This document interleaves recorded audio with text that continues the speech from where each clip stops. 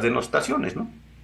Ahora, lo que también es bien preocupante, José Ramón, y seguramente tú coincides conmigo en esto, es estos ataques frecuentes, sistemáticos al poder judicial del presidente, ¿no? Les llama corruptos, igual lo mismo, hipócritas, corruptos, etcétera, etcétera, a quienes han fallado por algún motivo en contra de su gobierno.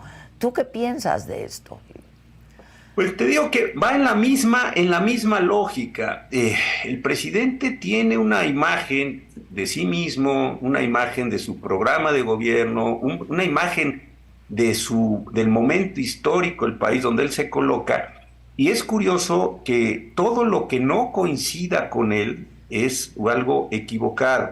El presidente, además, en esta concentración tan grande que va haciendo, sobre todo el discurso, piensa que él sabe dónde puede estar una planta automotriz, dónde se puede construir un aeropuerto, dónde se puede cancelar otro. Es decir, tiene una idea de que lo entiende todo, lo sabe todo.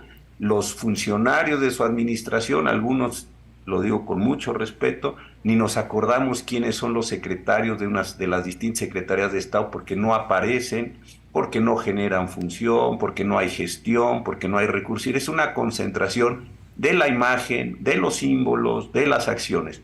Y todo aquello que no coincida por la razón que sea, entonces convierte a quien emite el mensaje por ese solo hecho en opositor o en adversario o en detractor.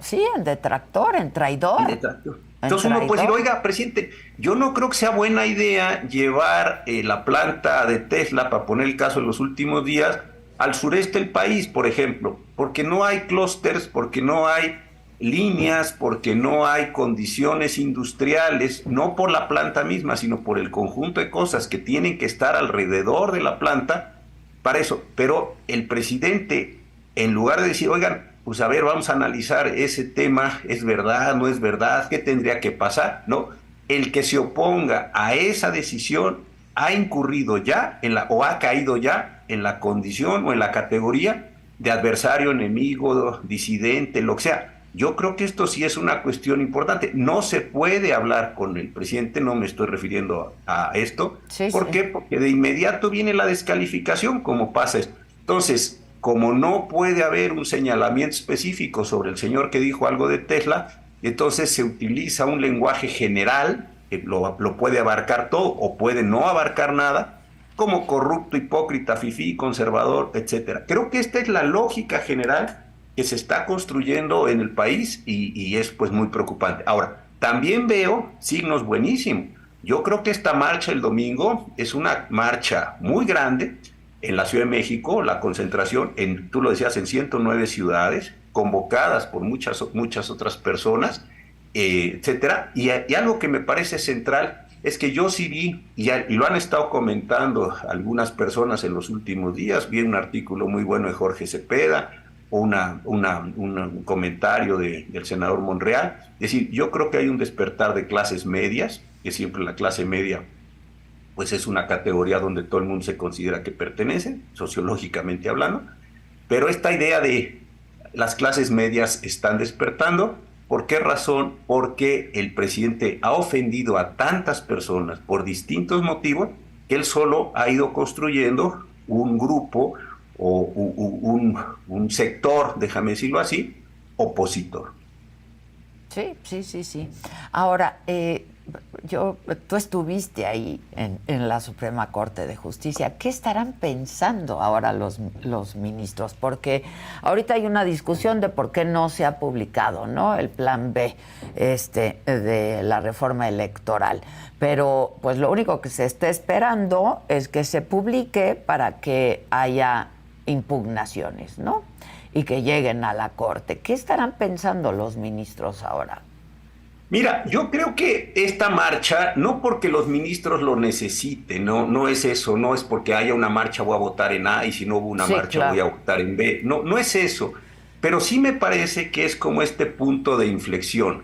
Desde que comenzó el año, la Corte me parece que ha tenido un cambio de signo muy importante. Uno, lo que sucedió con la ministra Piña en el Teatro de la República el 5 de febrero. Sí. Dos, tuvimos el caso abierto donde al ministro Pérez Dayán en la Marcha de la Lealtad que se celebró hace unos días, recordando el episodio de los cadetes acompañando al presidente Madero, al ministro Pérez Dayán se le mandó a la cuarta fila o la tercera fila de esto.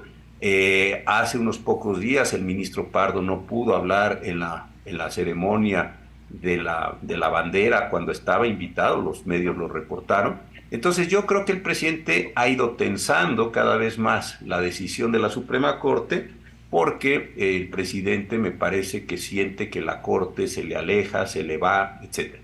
Entonces, yo me parece que la marcha, haber puesto las flores sobre la escalinata ahí ese día por unos jóvenes que lo hicieron muy bien, muy civilizadamente, la marcha misma me parece que le genera a los ministros esta percepción.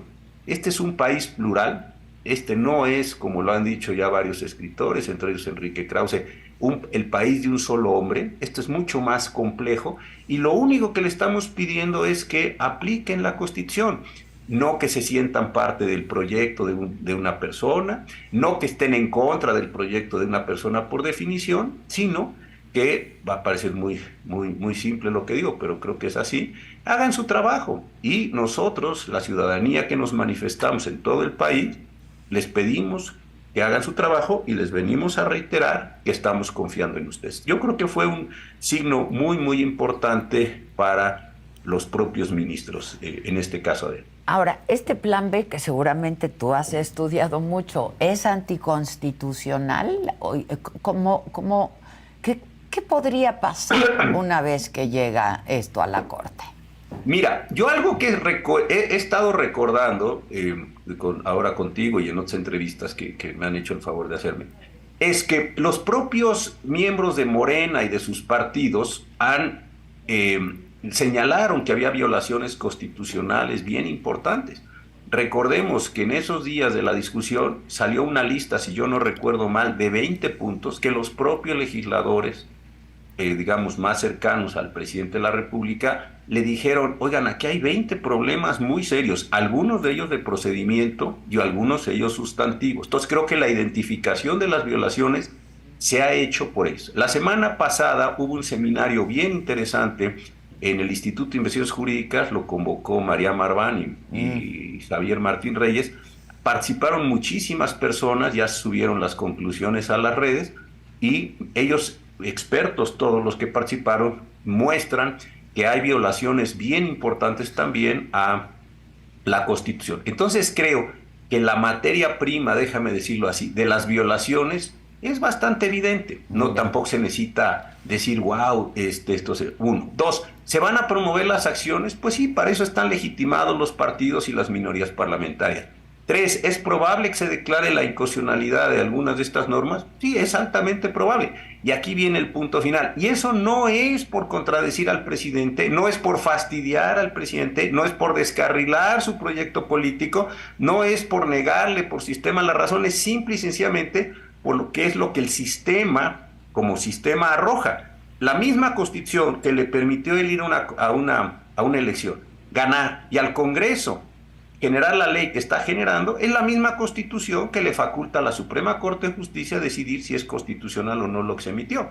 Entonces, no puedes decir, la Constitución me conviene o me gusta en esta parte y la Constitución la desconozco en esta otra parte. Si la Constitución es un todo, y lo es, pues entonces tienes que jugar con el todo, no empezar a rebanar el todo solamente en función de lo que te parece a ti que es importante, interesante, adecuado para tu proyecto político. Creo que esta es la discusión de fondo. Entonces, descalificar ya, como lo ha estado haciendo el presidente, a los ministros, porque a lo mejor declaran, y entonces se demostrará que todos estaban con Calderón y que era narcoestado y García. Oiga, pues no veo que tenga que ver una cosa con otra. Los ministros escucharán argumentos técnicos, serán públicos, habrá decisiones y quedarán a la vista de todos nosotros. Ahora, ¿se puede declarar todo este plan B de la reforma electoral inconstitucional? Es decir, ¿en su totalidad o es parcial? Sí. Si tú tienes una violación, si identificas una violación de procedimiento, que hay varias violaciones de procedimiento, por ejemplo, la forma en la que sesionaron en el Senado las comisiones de dictamen legislativo, se podría echar abajo todo el paquete de estas disposiciones. Sí existe esa posibilidad. Ya. Habría que ver cómo se plantean las demandas, eso sí, no se ha publicado la ley, no hemos visto las demandas, no se han dado a conocer, pero sí como posibilidad así, hipotética, teórica, sí es posible echar abajo toda la ley o pedazos Ya. de las leyes en razón de los artículos. Ya. ¿Y puede haber una suspensión, como en el caso de aplicarla para las elecciones de este año en el Estado de México y en Coahuila?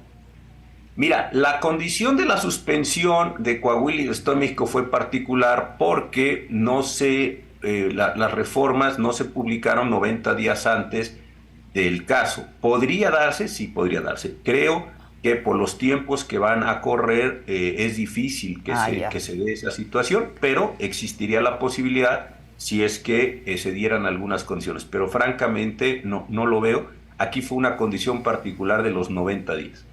Ahora, otra vez, tú has estado ahí. Los ministros reciben presiones por muchos lados, José Ramón. Y seguramente están recibiendo presiones ahora los actuales ministros de la Corte, ¿no? ¿Sí?